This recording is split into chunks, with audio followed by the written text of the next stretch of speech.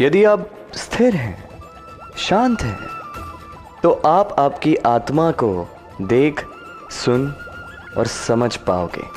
किंतु क्रोध इस आत्मा की पुकार को पी जाता है। इसलिए अपने क्रोध पर वश रखें। सफलता और असफलता। मनुष्य का जीवन इन्हीं दो पहियों पर चलता रहता है, इसी के आसपास मंडराते रहता है। अब ये सफलता और असफलता अत्यंत लाभदायक भी हो सकते हैं, हानिकारक भी सिद्ध हो सकते हैं। निर्भर करता है मनुष्य पर। बात की जाए सफलता की, तो जैसे ही सफलता आती है वो मनुष्य के मस्तिष्क चढ़ जाती। वो अपने मार्ग से भटक जाता है, लक्ष्य से भटक जाता है, अनुचित कार्यों में उलझ जाता है, विनाश की ओर अग्रसर हो जाता है। किंतु यही सफलता यदि वो मस्तिष्क से निकाल के हृदय में बसा ले, तो उस सफलता को अनुभव भी कर पाएगा, अपने कर्तव्य भी अनुभव कर पाएगा, सोचेगा कि कैसे इस सफलता से समाज का, चार लोगों का और भला कर सकूं, और वही सफलता उसके लिए वरदान बन जाएगी। यही बात की जाए असफलता की, तो जैसी असफलता आती है तो मनुष्य उसे हृदय में बसा लेता है, दुखी हो जाता है, हारा हुआ अनुभव करता है, जीवन में आगे बढ़ने का साहस जुटा ही नहीं पाता। उसे क्या करना चाहिए? उसे हृदय से निकाल के मस्तिष्क के दृष्टिकोण से देखना चाहिए कि ऐसा मैंने क्या किया जिससे मुझे असफलता प्राप्त हुई।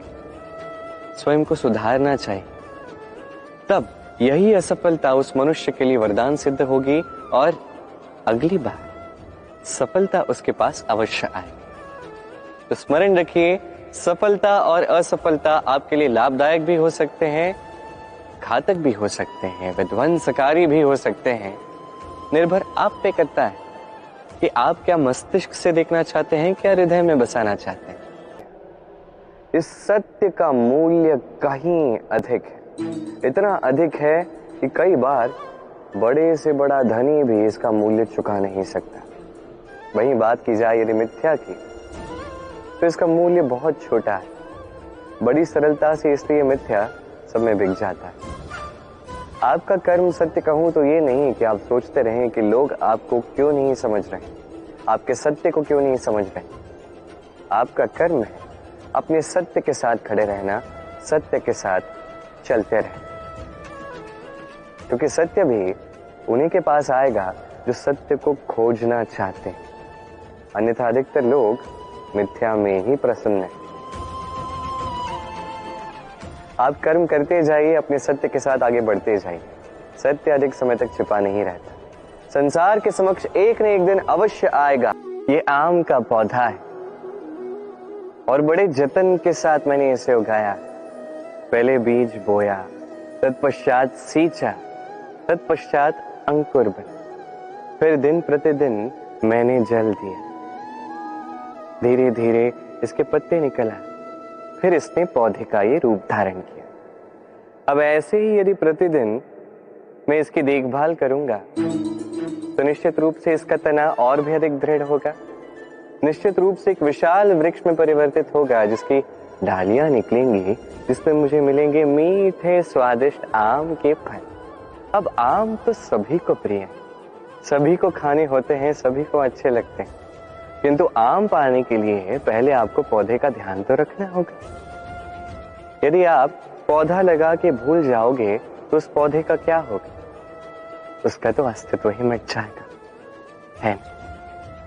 इसी प्रकार हमारे संबंध भी होते हैं। यदि संबंध बना के भूल जाओगे तो उसका भी अस्तित्व मिट ही जाएगा। तो केवल संबंध बनाइए नहीं, उसे निभाइए भी। निश्चित रूप से आपके संबंध रूपी वृक्ष के डालियों पर आनंद के मीठे स्वादिष्ट आम के फल अवश्य उगेंगे। तो दिन प्रतिदिन अपने संबंध निभाइए, उससे आनंद पाइए। मित्रता संसार का सबसे बड़ा संबंध है, ये मित्रता। जीवन में माता, पिता, भाई, बहन, ये संबंध हम चुन नहीं सकते, क्योंकि ये जन्म से हमारे साथ आते हैं। किंतु मित्रता एक ही ऐसा संबंध है जिसका चयन हम करते हैं, जिसे हम बनाते हैं, जिसे हम बढ़ाते हैं।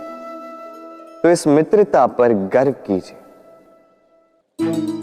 जैसे आपने मित्र चुना उस पर गर्व कीजिए। यदि आप दोनों साथ हैं तो उस पर गर्व कीजिए। यदि आपका मित्र जीवन में आगे निकल जाए, सफल हो जाए, तो गर्व के साथ कहिए कि ये सफल व्यक्ति मेरा मित्र है।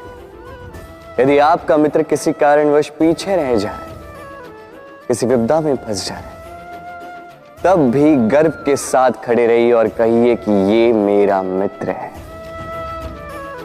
मित्र के साथ एकजुट होकर खड़ा रहना किसी भी परिस्थिति में, चाहे अच्छी हो चाहे बुरी, यही मनुष्य की सबसे बड़ी परीक्षा है। और जो इस परीक्षा में उत्तीर्ण हुआ, समझ लीजिए ये विपदा उसके जीवन में कभी आ ही नहीं सकती, ना उसके ना कभी उस मित्र के। कहा जाता है कि ये हास्य और मुस्कान हमारे जीवन में औषधि की भांति कार्य करते हैं, हमें स्वस्थ रखते हैं, हमारे जीवन के इस अनुभव को और भी अधिक सुंदर बनाते हैं। किंतु हर औषधि की भांति इसके साथ भी वही है। हर औषधि उचित समय पर, उचित मात्रा में और उचित प्रकार से ली जाती है। यदि ऐसा नहीं होता है तो ये औषधि भी शरीर को हानि पहुंचा सकती है। अब आप सोचेंगे कि हास्य से क्या हानि पहुंचेगी? यदि आप किसी और पर हंसते हैं तो हो सकता है उसके हृदय को ठेस पहुंच जाए, उसके भीतर का मित्र उसका अंत हो जाए और भीतर का शत्रु जाग जाए। किंतु यही यदि हम सबको साथ में लाकर सबके साथ हंसते हैं तो हो सकता है कि भीतर के इस हृदय के भीतर छुपा हुआ जो शत्रु है उसका अंत हो जाए और भीतर से मित्र निखर कर बाहर आए, है कि नहीं? अब आपको उदाहरण देता हूं।